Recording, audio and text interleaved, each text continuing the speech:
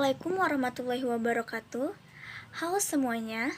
Pada kesempatan kali ini kami dari kelompok 10 ingin menjelaskan atau membahas materi tentang transaksi atau akad dalam ekonomi Islam.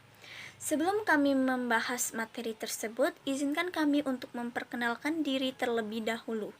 Perkenalkan, saya Dwi Putri Ramadhania. Tentunya saya tidak sendiri. Saya ditemani oleh kedua teman saya yang bernama Syifa Salsabila dan Baria. Baiklah, langsung saja materi pertama tentang pengertian transaksi atau akad yang akan dijelaskan oleh saya. Transaksi atau akad berasal dari bahasa Arab al-akad yang secara etimologi berarti perikatan, perjanjian, dan pemufakatan atau al-ittifaq sebagai suatu istilah hukum Islam. Ada beberapa definisi yang berkaitan dengan akad, diantaranya pertama, yaitu akad adalah keterkaitan atau pertemuan ijab dan qabul yang berakibatkan timbulnya akibat hukum. Ijab adalah penawaran yang diajukan oleh salah satu pihak dan qabul adalah jawaban yang persetujuan diberikan mitra akad sebagai tanggapan terhadap penawaran pihak pertama.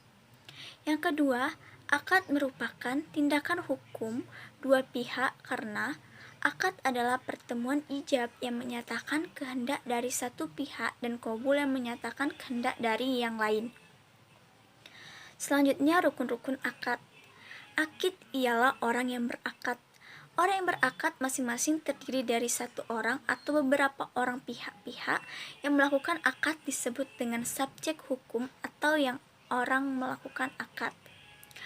Ma'qud alaih ialah benda-benda yang diakadkan seperti benda yang dijual dalam akad jual beli, akad hibah pemberian, dan akad gadai. Mauduhu al-akad ialah tujuan atau maksud pokok mengadakan akad. Berbeda akad, maka berbedalah tujuan pokok akad. Misalnya, dalam akad jual beli, tujuan pokoknya ialah memindahkan barang dari penjual kepada pembeli dengan diberi ganti. Syikhat al-aqd ialah ijab dan qabul.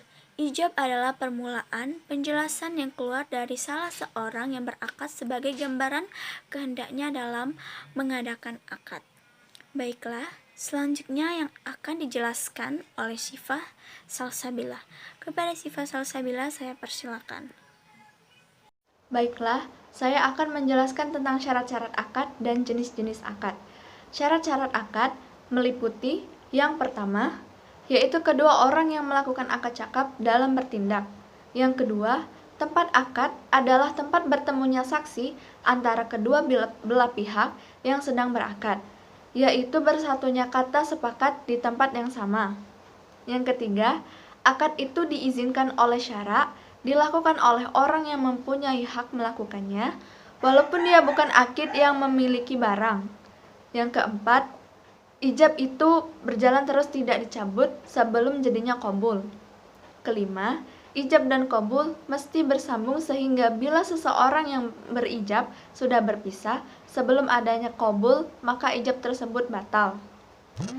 Berikutnya yaitu jenis-jenis akad. Jenis-jenis akad terbagi menjadi dua, yaitu akad tabaru dan akad muawadah dan akad tijaroh.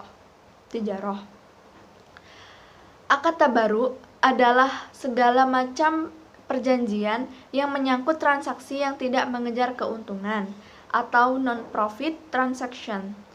Akad tabaru dilakukan dengan tujuan tolong-menolong dalam rangka berbuat kebaikan, atau tabaru berasal dari kata bir dalam bahasa Arab yang artinya kebaikan. Oleh karenanya, pihak yang berbuat kebaikan tersebut tidak berhak mensyaratkan imbalan apapun kepada pihak lainnya. Imbalan dari akad tabaru adalah dari Allah, bukan dari manusia.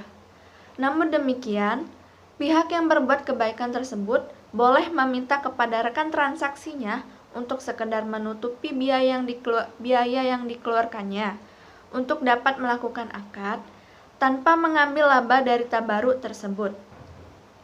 Yang kedua, yaitu akad muawadah dan akad tijaroh. Akad muawadah adalah akad yang dilakukan karena adanya motif bisnis seperti jual beli, sewa, atau lainnya, sehingga cara yang ditempuh dapat berupa pertukaran harta dengan uang, atau uang dengan jasa, atau sewa benda, atau upah untuk tenaga. Akad muawadah yaitu akad-akad yang berlaku atas dasar timbal balik seperti jual beli, sewa menyewa, sulh terhadap harta dengan harta. Berikutnya akad tijaroh. Akad tijaroh adalah akad perdagangan yaitu mempertukarkan harta dengan harta menurut cara yang telah ditentukan dan bermanfaat serta dibolehkan oleh syariah. Akad tijaroh adalah semua bentuk akad yang dilakukan untuk tujuan komersial, yaitu akad yang ditujukan untuk memperoleh keuntungan. Sekian materi dari saya. Terima kasih. Jual beli adalah proses pemindahan hak milik, barang, atau harta kepada pihak lain dengan menggunakan uang sebagai alat tukarnya. Menurut etimologi, jual beli adalah pertukaran sesuatu dengan sesuatu atau yang lain. Kata lain dari jual beli adalah al-bai', asyirah, al-mubadah, dan al-tijarah. Menurut istilah terminologi, yang dimaksud dengan jual beli adalah sebagai berikut. Pertama, menukar barang dengan barang atau barang dengan uang dengan jalan melepaskan hak milik dari yang satu kepada yang lain atas dasar saling merelakan. Kedua, menurut Ibnu Qudamah dalam kitab Al-Mughni, pertukaran harta dengan harta untuk saling menjadi milik. Adapun syarat-syarat jual beli, pertama, syarat orang yang berakad, penjual dan pembeli. Berakal, balik, jual belinya anak kecil yang belum balik dihukumi tidak sah. Akan tetapi, jika anak itu sudah berumur dewasa atau mampu membedakan yang baik dan buruk, dibolehkan melakukan jual beli terhadap barang yang harganya murah, seperti permen, kue, kerupuk, dan lain-lain. Berhak menggunakan hartanya, orang yang tidak berhak menggunakan harta milik orang yang bodoh atau idiot, maka tidak sah jual belinya. Kedua, barang yang diperjualbelikan harus memenuhi syarat-syarat yang diharuskan. Barang yang diperjualbelikan itu halal, barang itu ada manfaatnya, barang itu ada di tempat atau ada tapi di tempat lain, barang itu tidak dikuasai oleh pihak penjual pembeli dengan jelas baik zatnya, bentuknya, maupun sifatnya.